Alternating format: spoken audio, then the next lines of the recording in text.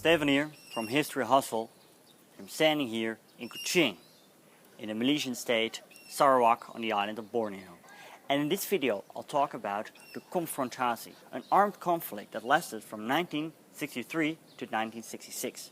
And most fighting took place on the island of Borneo, where Indonesia and Malaysia have their borders. Indonesia declared itself independent in 1945, just right after World War II. The Dutch acknowledged this independence after the Indonesian War of Independence in 1949. The Dutch kept in control of New Guinea.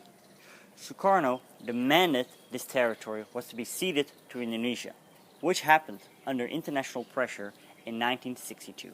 A victory for Indonesia. However, there was not much to celebrate because Indonesia was in a severe economic depression. Sukarno had to find something to get the attention to, or else his own position would be in danger. In 1963, Malaysia was created out of Malaya, Singapore, Sarawak, and Sabah.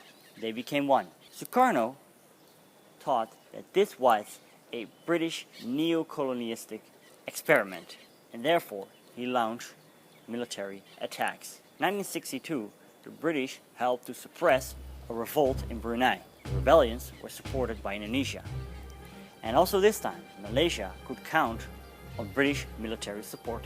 And so, Malaysian troops fought alongside British troops, which were supported by the Americans, against the Indonesians, which were supported by China and the Soviet Union. And therefore you can say that this conflict was part of the Cold War. Now there was no large-scale invasion. No, it was more smaller elite troops from Indonesian side crossing the border to Malaysia, Sabah and Sarawak to infiltrate the regions and win the hearts and mind of the local population in order to make them rise against the Malaysian government or the British. From Sumatra, Indonesian troops crossed the Strait of Malacca to the Malaysian peninsula, and there were also paratroopers. And these were stopped by the Nepalese Gurkhas and New Zealand troops. At the end of 1964, there occurred a large-scale concentration of Indonesian troops near the Malaysian city of Kuching. And therefore the British stationed more and more of their troops on the island of Borneo, and they launched Operation Claret. There, they kind of did the same as what the Indonesians did. Small elite groups infiltrating the Indonesian Kalimantan. A large-scale invasion never took place, and because of internal political struggles in Indonesia, Sukarno had to make way for Suharto.